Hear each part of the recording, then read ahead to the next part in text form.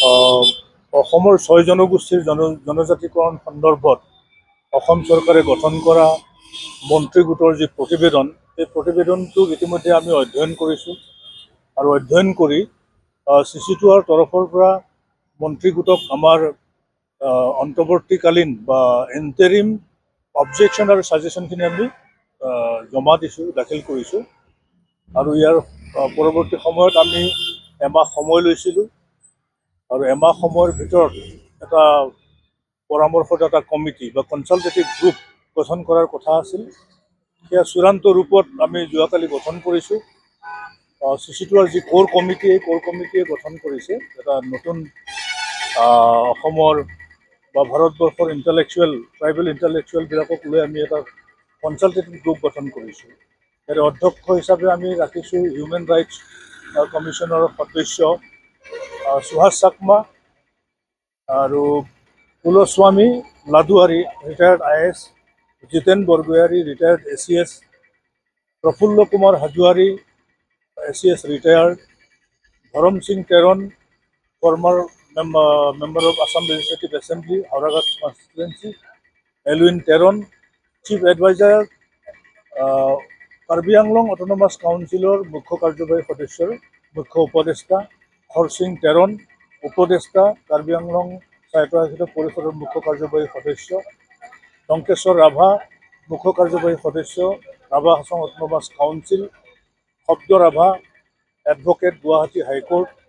গতিকে 10জনীয়া সদস্য লৈ আমি বিলাস চন্দ্ৰ দলে, তেওঁ ৰিটায়াৰ্ড ACS জইণ্ট ডাইৰেক্টৰ আছিল অডিট লোকেল ফাণ্ড। এই 10জনক আমি সদস্য হিচাপে লৈ চেয়াৰমেন হিচাপে আমি সুভাষ চাকমাক ৰাখিছোঁ। আৰু এই কনচালটেটিভ গ্ৰুপে অহা 21 ডিচেম্বৰ তাৰিখে বিবেকানন্দ কেন্দ্ৰত এটা প্ৰথমলানি আলোচনা অনুষ্ঠিত কৰিব।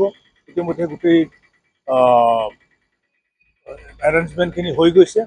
গতিকে আমি আশা ৰাখিছোঁ যে 6 জনগোষ্ঠী সম্পৰ্কত চৰকাৰে যি প্ৰতিবেদন দাখিল কৰিছে, এইটোক অধ্যয়ন কৰি বৰ্তমানৰ জনজাতিসকলৰ যাতে ঘূণাক্ষৰেও ক্ষতি নহয়, তাৰ কাৰণে এটা প্ৰতিবেদন যুগুত কৰিব আৰু সেই প্ৰতিবেদনক আমি অহা 4 জানুৱাৰী তাৰিখে অসম চৰকাৰক দাখিল কৰিম। আৰু অসম চৰকাৰৰ মুখ্যমন্ত্ৰী মাননীয় ডক্টৰ হিমন্ত বিশ্ব শৰ্মাৰ সৈতে আমি আলোচনা বিচাৰিছোঁ। আৰু ইয়াৰ পৰৱৰ্তী পৰ্যায়ত ভাৰতবৰ্ষৰ গৃহমন্ত্ৰী সন্মানীয় অমিত শ্বাহ ডাঙৰীয়াৰ উপস্থিতিত ত্ৰিপাক্ষিক আলোচনা, government of India, government of Assam আৰু CC2R মাজত ত্ৰিপাক্ষিক আলোচনা আমি দাবী জনাইছোঁ। ইতিমধ্যে আমি দেখিছোঁ যে আক্ৰাছু যি অল কোচ ৰাজবংশী ষ্টুডেণ্টছ ইউনিয়নৰ সভাপতি সাধাৰণ সম্পাদকে বড়ো আৰু ৰাভাসকল বহু আগবাঢ়ি গ'ল। গতিকে তেওঁলোকৰ যি শ্বেডুল ট্ৰাইব ষ্টেটাছ, সেইটোক পুনৰীক্ষণ কৰিবৰ কাৰণে RGI বা national commission for schedule tribe বা গভৰ্ণমেণ্ট অফ ইণ্ডিয়াক তেওঁলোকে মেমৰেণ্ডাম দাখিল কৰিম বুলি এটা ঘোষণা কৰিছে।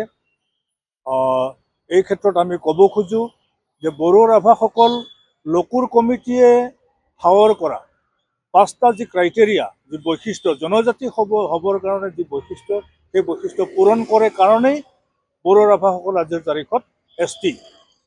আৰু যিসকলে দাবী কৰিছে, যিবোৰ জনগোষ্ঠী আগবঢ়া, যিবোৰ জনগোষ্ঠী জনবহুল, এই জনবহুল আৰু আগবঢ়া জনগোষ্ঠীবিলাকে লকুৰ কমিটিয়ে ঠাৱৰ কৰা 5টা ক্ৰাইটেৰিয়া ফুলফিল নকৰে কাৰণেই আজিৰ তাৰিখত তেওঁলোক শ্বেডুল ট্ৰাইব ষ্টেটাছ পাবলৈ সক্ষম হোৱা নাই।